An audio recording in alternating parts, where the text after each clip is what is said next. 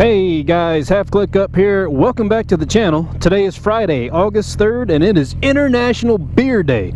Now, if you didn't know that it was International Beer Day, you're welcome. Now, before we begin today's video and topic, a message from our sponsor, Bad Vibrations.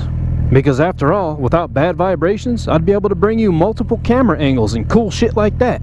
Now, we can't have that, now can we? We'll be right back.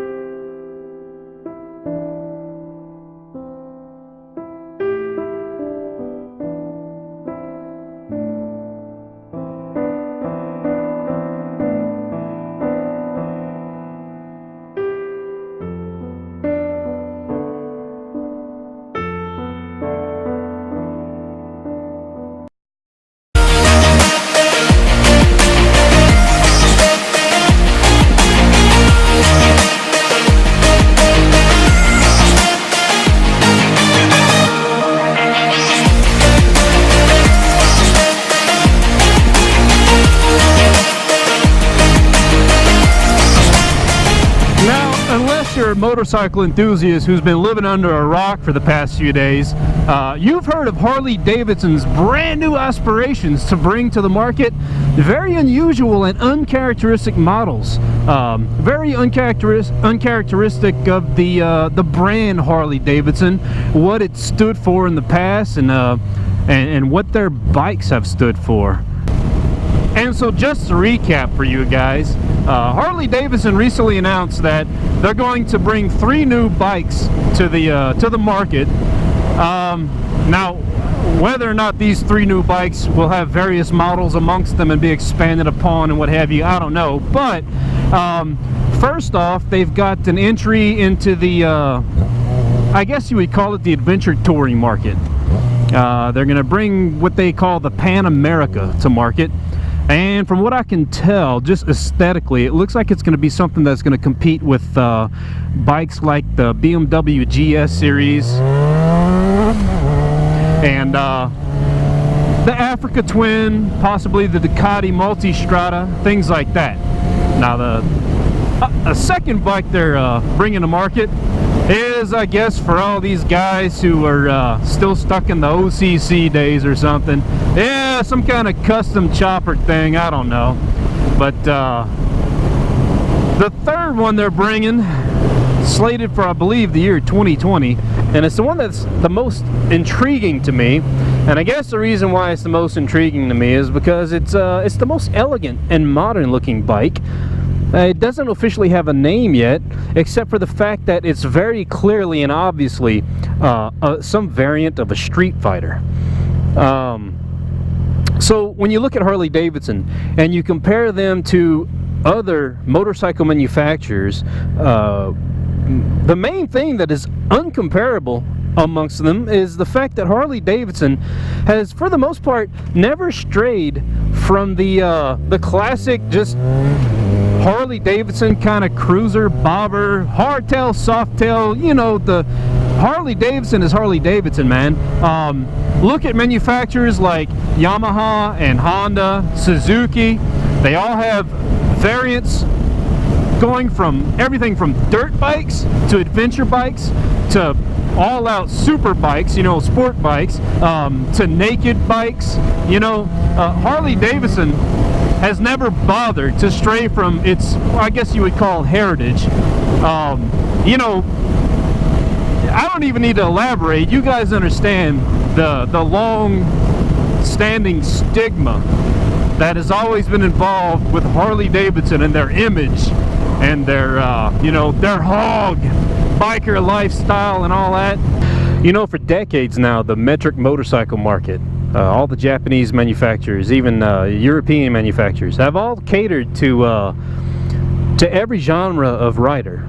Everything from your dirt bike rider to your adventure rider, your sport bike rider. That's the one thing, again, that Harley Davidson has never bothered to do. Now, of course, many of your Harley purists are going to argue that this is heresy. You know, this is heresy. It's blasphemy. We're straying from the Harley hog and everything Harley stands for and represents. Look, man, the fact of the matter is, it's smart business, yeah, right? I mean, are you with me? This is a wise business decision on the part of Harley Davidson. Why? Well, because they've got to do something about their declining sales. I don't have all the figures and crap in my head or in front of me, but Harley Davidson has basically been losing money, man. Now, could that have something to do with the fact that their bikes cost the same as freaking cars? Pretty much across the board? I don't know. But neither here nor there, their sales are suffering, man. And, you know, motorcycle riders as a whole, I believe, are evolving. It's getting harder and harder to find, I guess, what you would call a classical American taste in motorcycles. Now, myself, I'm just out of the age range of the millennials. All right, I was born in 1980. I guess some people would argue that I am the first of the millennial generation, but I don't think I am. I think once you get into the late 80s into 90s, that's the millennial generation. But you know, anyways, even me myself, I've never been attracted to Harleys. I got nothing for a Harley. I can have a general appreciation for a Harley as far as the fact that it's a motorcycle and that it has a certain following of people, and there's a reason for that, right? There's a genre, if you will, of people that appreciate a Harley Davidson. Myself, I've only ever been intrigued by I don't know, the faster side of motorcycling. Maybe not necessarily the faster side, but the more glamorous side. I don't know, man. Maybe even just the race-inspired aspect of, you know, a fairing bike. You know, it's like if I wanted to sit on a piece of leather furniture that vibrated my teeth out of my head, I'd put a freaking lawnmower underneath a couch and just sit there all day, I guess. I don't know, but you know, the refinement of a sport bike has just always been what has drawn me to motorcycle riding, you know. But so we'll see what this does for Harley. We'll see what this does. But again, the one that really intrigues me is that Street Fighter offering that they're coming out with. It looks like it's going to be slated for 2020. It is a sleek looking bike, man. It looks like it takes styling cues from other successful naked bikes, like the Kawasaki Z1000, for example. The Suzuki GSXS 1000R. You know, those are decent looking naked bikes with a sporty aspect to them, you know, if that makes any sense. Sporty aspect. Is that what they're going for? I don't think so. I don't even know how to describe it, man. It's whatever draws people to naked bikes, they are trying to capitalize on. And you can tell, again, just by looking at that bike, they're trying to do what other folks have done and have been successful at when it comes to these naked bike offerings. Now, the primary difference is, you know, it's going to be a Harley Davidson, so the thing is going to have a V-twin. You know, it's who knows what kind of sound it's ultimately going to produce, but you know, it's not going to be anything like a triple in an FZ07 or anything like that. You know, it'll be a slightly different breed. I think it'll compete directly with things like the Ducati Monster. Am I right? I mean, the Monster even looks like just the same family as this new Harley that's going to come out. But anyways, I mean, do I think it's a step in the right direction for Harley? Yeah, you know, time will tell, man. I personally think it is a correct step. When it comes to attracting a completely new generation of rider, a generation of rider that has just moved away from the what, you know, the American motorcycle rider used to be, I think it's very important to attract a new style of rider. And now the only way to attract that style of rider is by making, you know, new offerings that kind of compare and complement what other manufacturers have been doing for decades now. You know, is it that Harley has taken this long to catch on? No, not at all. It's that they have stuck to a heritage and an idea that has worked for them for all of these years until now. And so we'll see how it works out for them, man. We'll see how this evolution, if you will, advances forth and brings them, you know, the bottom line, right? Profit. Are they going to get profit back? I also wonder what the idea is of pushing the Street Fighter option. What is the idea of pushing that back to 2020? You know what I mean? Like, I think that Pan America is going to be offered in 2019. Why not just go ahead and offer that son of a bitch now?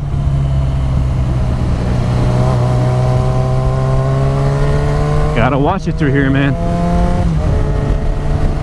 Yeah, why not just offer it now with that Pan America thing? I don't know if maybe it has something to do with them wanting to float the idea for a while, see how it's received. Obviously, well, not obviously, but it would seem and appear to me that the reception for this Street Fighter idea is with open arms by all.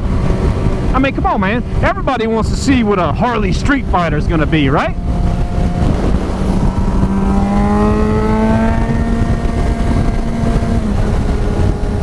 Hey, I'll tell you this, though. I'll bet you Eric Buell is sitting somewhere just laughing his ass off at this entire situation. And I also wonder if any of the newer management at Harley Davidson has perhaps, I don't know, consulted with Eric a little bit, right?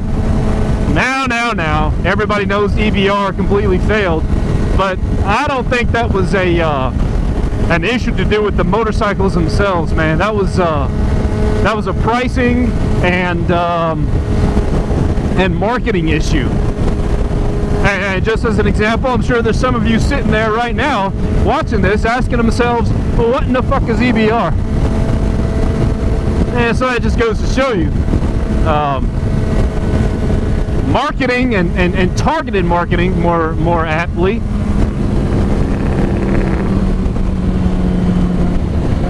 there you go, guy, is just as important as pricing. Now, as far as these new bikes go, let's talk about what will possibly be their failure. Well, I'll tell you what's going to be their damn failure. And also, one of the things that is, I believe, responsible for pushing people away from Harley Davidson, price. $20,000 is too much for a motorcycle that is not a high-tech performance machine. Okay? $20,000. If I was going to spend 20 grand, it would be on something like a freaking Panigale. You know what I mean? And furthermore, let's say I was in the cruisers. Let's say I was into the cruiser lifestyle, image, whatever. I still wouldn't get a damn Harley. I'd go after some kind of a Fury or a Bolt, something like that, you know? Something half the damn cost of a Harley. Man, as for the second camera angle there, I'll get some new mounts here on the way just as soon as I can. Anyways, guys, hope you enjoyed the content. If you liked it, if it was interesting, smash the like button. But by all means, don't subscribe. Don't do that. Guys, it's been Half Click Up. Y'all have a good weekend. I'm out of here. Peace and goodbye.